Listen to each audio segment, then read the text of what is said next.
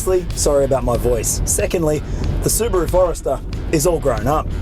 Now in its 5th generation, the 2019 model is bigger than it's ever been before.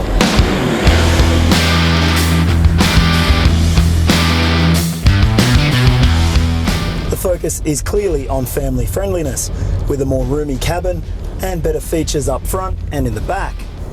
It's built on the same platform as the new generation XV and Impreza, which have both impressed us, and the hardcore Forester stays true to its heritage, being all-wheel drive only. Yep, there's no front-wheel drive faker here. And just like the Impreza and XV that came before it, one of the biggest steps forward has been the interior. The new Forester is claimed to be the most versatile example of its type yet, with attention to detail touches like wider opening rear doors to make loading and unloading children and their seats a lot easier. That's one of the focal points with this generation of Subaru models: space maximisation and improved ergonomics, and things like the huge boot door opening and squared off cargo space, which is now much more useful than before, show that Subaru has listened to some of the criticisms levelled at the previous Forester. In terms of size, it isn't dramatically bigger than the model it replaces, and in fact it looks a bit more like a squared off, raised version of the Outback.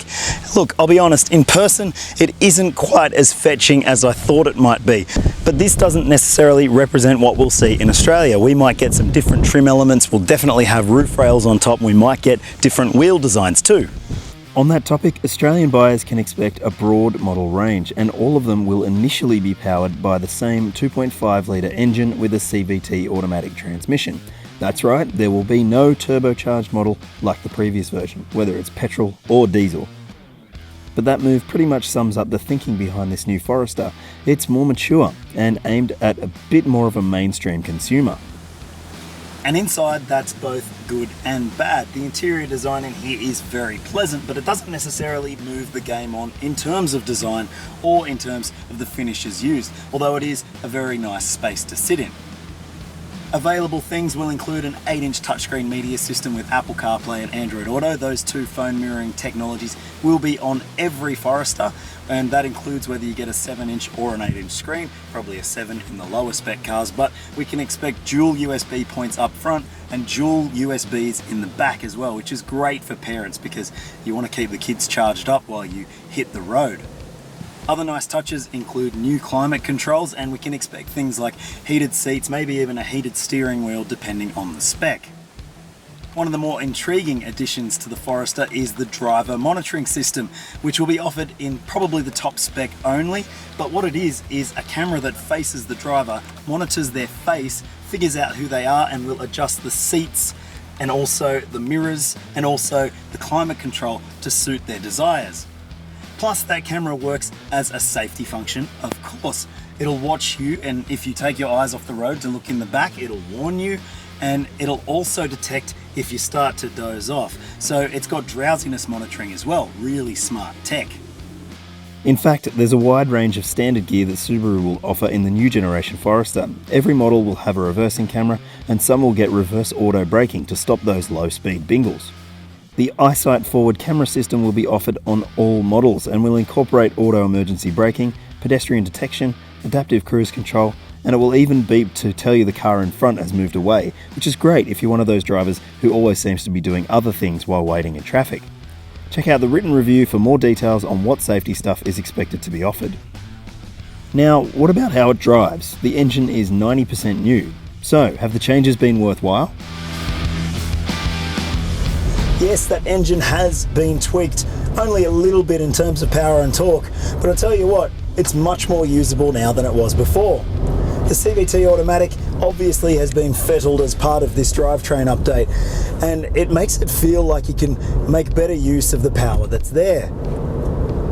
Sure, we are on a very artificial drive loop.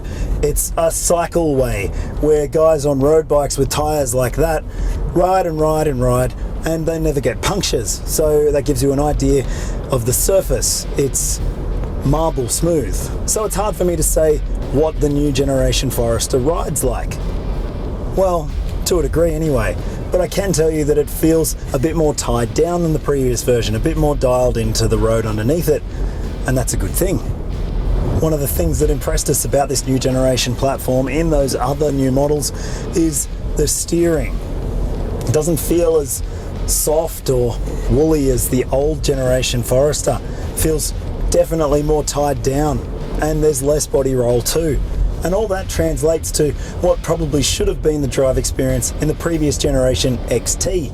Because, you know, I'm not going to go as far as to say that this feels like a performance SUV, but it does feel a damn sight better than the old one. Perhaps isn't as quiet as I was expecting to be. Sure, it is pretty quiet. You can hear me with this beautiful husky voice right now. But one thing I will say is that the engine can be a little bit raucous when you put your foot down hard, and there's a bit of tyre roar too. Can't wait to see what it's like on Aussie roads though, because that'll be the real test.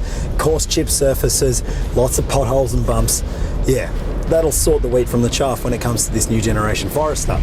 I've got to say this is a huge improvement over the model it replaces, and there's even things like SI drive, so you can have a sportier drive if you so feel. S mode or sport will give you better throttle response and also a little bit more accuracy to the steering. It's definitely an improvement. It also makes the CVT transmission hold on to gears if you can do that with a CVT, or it just makes it more willing to spool up again when you do put your foot down. Sure, it's not quick, but it doesn't really need to be. It's appealing to a mass market audience, and that's just a sign of how far the Forester has come. It had its most successful year ever in 2017, and if this new model's anything to go by, much more success is pretty much guaranteed. Fuel consumption figures for the new generation Forester are set to be pegged at 7.4 litres per 100, which is pretty good for a 2.5 litre engine in a mid-sized SUV, and an improvement over the previous model.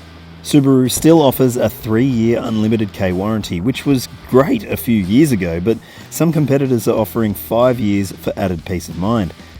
As for servicing, the new Forester is expected to need maintenance every 12 months or 12,500 Ks, which is better than the old version, which needed a service every 6 months. And there's a cap price plan, but it only spans the first 3 years. Having just one drivetrain option available at launch could be the main limiter in terms of appeal for the new generation Forester. But I've got to say that I've come away from my first drive here in Japan very impressed. It's a well-resolved and well-thought-out new mid-sized SUV from the Japanese brand.